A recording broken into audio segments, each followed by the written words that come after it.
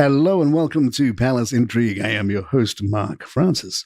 The royal funeral rumours are making the rounds again. While earlier rumours suggested the Sussexes might be excluded from the arrangements, the Telegraph now reports that the couple are expected to play a significant part in the ceremonial proceedings. According to the outlet, Prince Harry is set to walk side by side with his brother Prince William during the funeral procession, despite ongoing tensions between the siblings. Meghan, Duchess of Sussex, would also reportedly be present, and their children, Prince Archie and Princess Lilibet, are said to be invited to attend the service at Westminster Abbey, an indication that King Charles may be hoping for unity in the face of public mourning. However, early reports from ShuterScoop painted a different picture. One insider claimed that while Harry may attend, he would not be seated with senior royals like Queen Camilla, Princess Kate or Prince William. He's out of the inner circle, and this makes it permanent, the source alleged, described the seating plan as a clear message. For now, the palace remains silent on the matter, and the extent of Harry and Meghan's participation in the king's eventual funeral service remains unconfirmed. Still, the notion of Harry walking alongside his brother, if realized, would be a striking image of reconciliation in a family long marked by a division. In the news.co.au, Daniela Elsa writes, while much gets written about Kate's health and work and clothes and hair and clothes, who she is in private is generally one of the most tightly guarded secrets out there. But get ready to meet a whole new Kate. Not perfect Princess Kate, a woman immaculately styled and put together who gives modern-day fairy tale like no one else on earth, but Mum Kate, a woman who turns up to school sports looking shattered, doesn't bother with makeup in the mornings, lets her kids have sugary treats on the way home, cooks the same Tuesday night go-tos we all do, and is stuck in a parents' WhatsApp group. First newly crowned British housewife Panthea Parker admitted to Hello that she sees Kate because my son's school plays against her son's school and the princess is so lovely and she never misses any of the children's matches. So really amazing. However, the really fascinating new details come courtesy of the Daily Beast's Tom Sykes via his Substack and Sykes Connections, who see a completely different version of the prince and princess to the rest of the world. I went to the house for a kid's birthday party, and William and Kate were the ones organising the games and playing rounders. A parent whose children go to Lambrook told Sykes any of us lot would get an entertainer and sit in the house drinking rosé. The royal family may be bound by duty, but over the decades they've also inspired their fair share of crushes, and had a few themselves. WomenAtHome.com took a look at some famous crushes. King Charles once admitted he'd long admired Barbara Streisand, calling her talent dazzling after meeting her on the set of Funny Lady.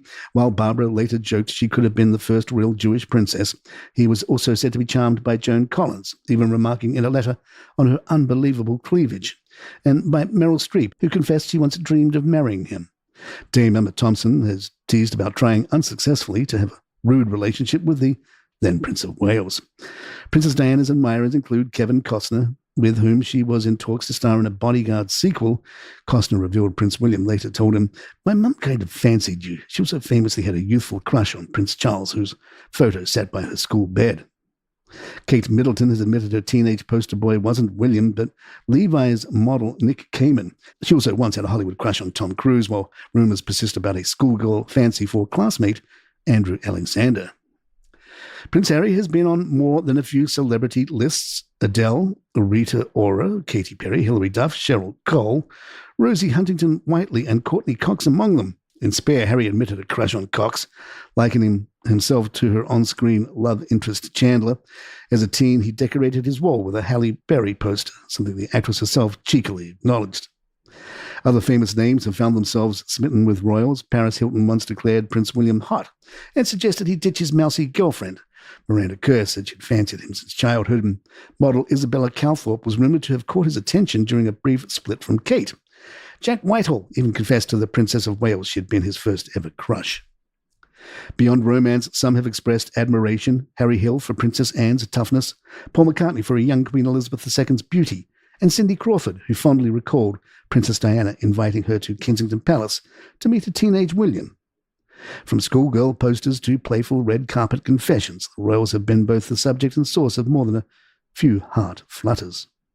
More Palace in just a moment. And as a reminder, there's another episode of Crown and Controversy out tomorrow. The season is almost wrapping up, and season 2 will be available shortly, in a couple of weeks. And if you're a subscriber, you can get the whole season ahead of everybody else. Just go up there to the uninterrupted banner on top of the Apple player there, Click that, and for $5, you'll get all that, plus every one of these shows commercial-free, and along with hundreds of other shows from Calaroga Shark Media, including thousands of episodes commercial-free.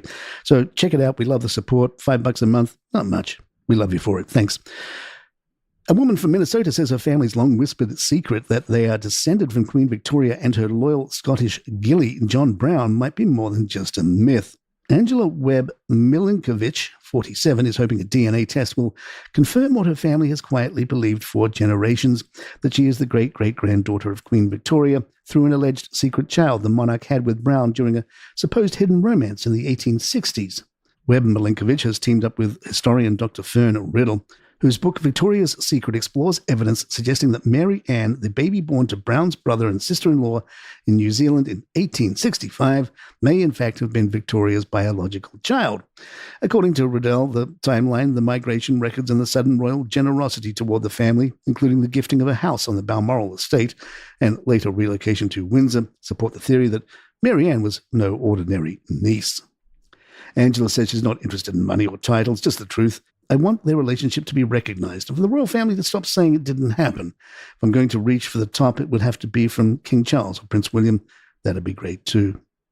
She and her sister, who wishes to remain anonymous, recently unearthed family heirlooms and papers long kept in a safety deposit box, including a brooch and lock of hair said to be from Queen Victoria.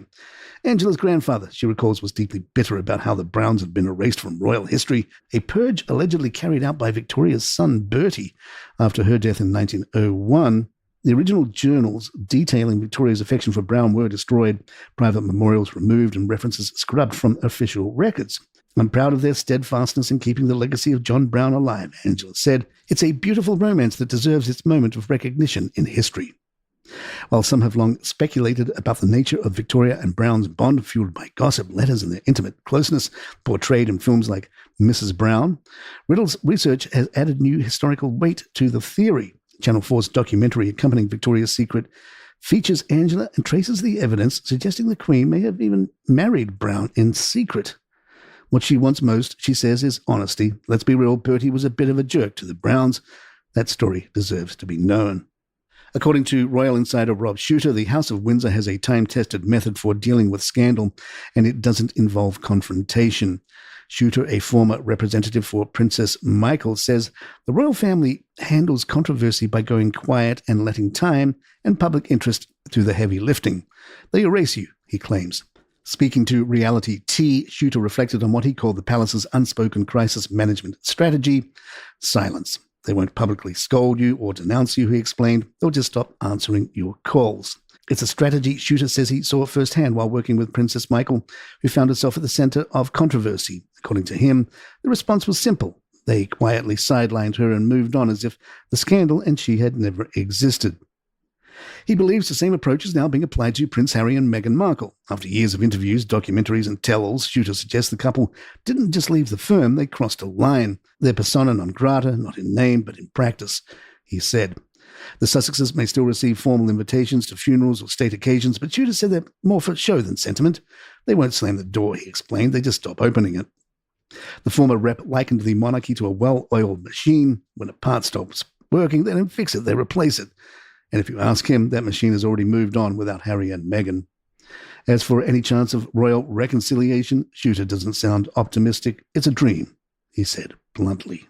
And there you have it. If you'd like to email us, our address is thepalacecentric@gmail.com. Please follow us on your favorite app, Spotify or Apple. Hit that follow button there and you'll get notifications and new episodes when they are available. And please follow us on Facebook and Instagram. And you can get that link in the show notes. I'm Mark Francis. My thanks to John McDermott. This is Palace Intrigue and good times.